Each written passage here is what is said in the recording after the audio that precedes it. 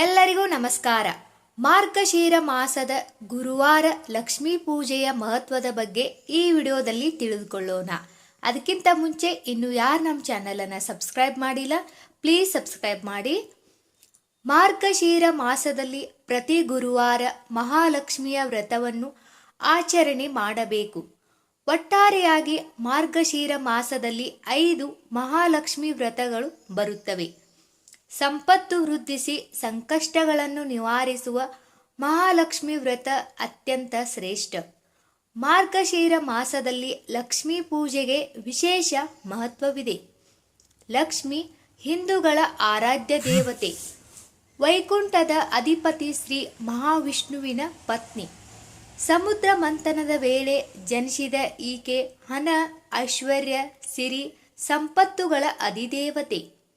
ಭಾರತೀಯ ಪರಂಪರೆಯಲ್ಲಿ ಲಕ್ಷ್ಮಿ ಎಂದರೆ ಸಂಪತ್ತು, ಸೌಂದರ್ಯ, ಸಮೃದ್ಧಿ, ವಿಜಯ ಹಾಗೂ ಯಶಸ್ಸುಗಳ ಸಂಕೇತ.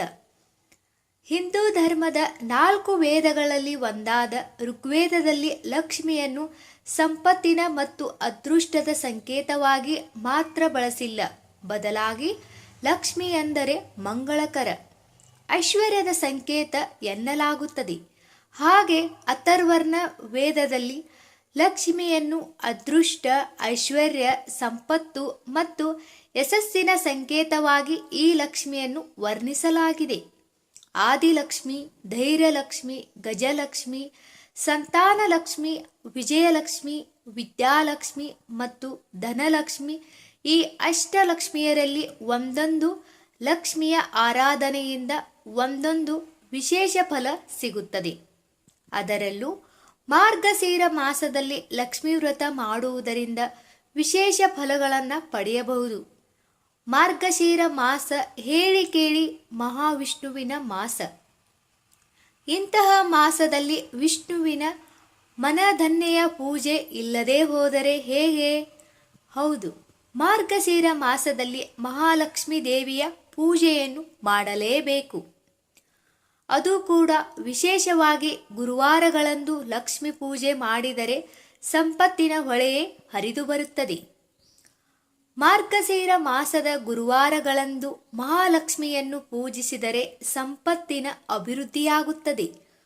ಮಾರ್ಗಶಿರ ಮಾಸದಲ್ಲಿ ಲಕ್ಷ್ಮೀ ಪೂಜೆ ಅತ್ಯಂತ ಶ್ರೇಯಸ್ಕರ. ಮಾರ್ಗಶಿರ ಮಾಸದಲ್ಲಿ ಲಕ್ಷ್ಮೀ ಪೂಜೆಯ ವಿಧಾನ ಅತ್ಯಂತ ವಿಶೇಷ. ಗುರುವಾರಗಳಂದು ವಿಶೇಷವಾಗಿ ಲಕ್ಷ್ಮಿಯ ಸಹೋದರನಾದ ಶಂಖ ಪೂಜೆಯಿಂದ ಲಕ್ಷ್ಮಿ ಕಟಾಕ್ಷವಾಗುತ್ತದೆ.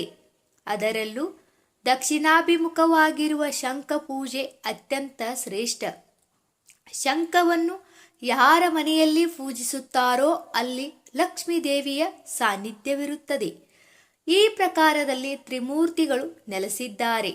ಮಾರ್ಗಶಿರ ಮಾಸದಲ್ಲಿ ಗುರುವಾರಗಳಂದು ಶಂಖನಾದ ಮಾಡುವುದರಿಂದ ಲಕ್ಷ್ಮಿ ತನ್ನ ಭಕ್ತರಿಗೆ ಸಂಪತ್ತು ನೀಡಿ ಉದ್ಧಾರ ಮಾಡುತ್ತಾಳೆ.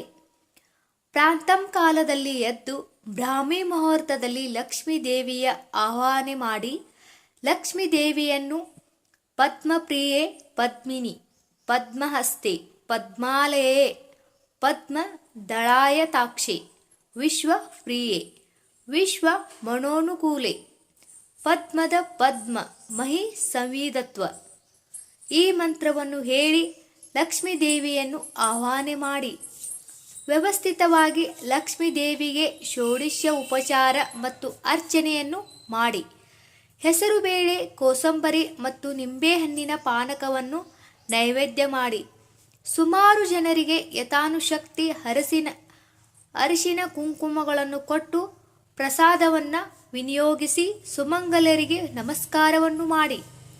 ಯಾರು ಈ ಮಾರ್ಗಶಿರ ಮಾಸದ ಗುರುವಾರದ 5 ಮಹಾಲಕ್ಷ್ಮಿ ವ್ರತವನ್ನು ನಿಯಮಬದ್ಧವಾಗಿ ಆಚರಣೆ ಮಾಡುತ್ತಾರೆ ಅವರಿಗೆ ದರಿದ್ರತೆ ಎನ್ನುವುದು ಕಾಡುವುದಿಲ್ಲ. ಸಕಲ ಸಂಪತ್ತುಗಳು ಲಭಿಸಿ ಲಕ್ಷ್ಮೀ ದೇವಿಯ ಕೃಪೆ ಸದಾಕಾಲ ನಿಮ್ಮ ಮೇಲೆ ಇರುತ್ತದೆ. ಈ ಮಾಹಿತಿ ನಿಮ್ಗೆ ಇಷ್ಟ ಆದರೆ ಈ ವಿಡಿಯೋಗೆ ಒಂದು ಲೈಕ್ ಮಾಡಿ. ಹಾಗೆ ಇನ್ನೂ ಯಾರು ನಮ್ಮ ಚಾನಲನ್ನು ಸಬ್ಸ್ಕ್ರೈಬ್ ಮಾಡಿಲ್ಲ, ಪ್ಲೀಸ್ ಸಬ್ಸ್ಕ್ರೈಬ್ ಮಾಡಿ. ಎಲ್ಲರಿಗೂ ಧನ್ಯವಾದಗಳು.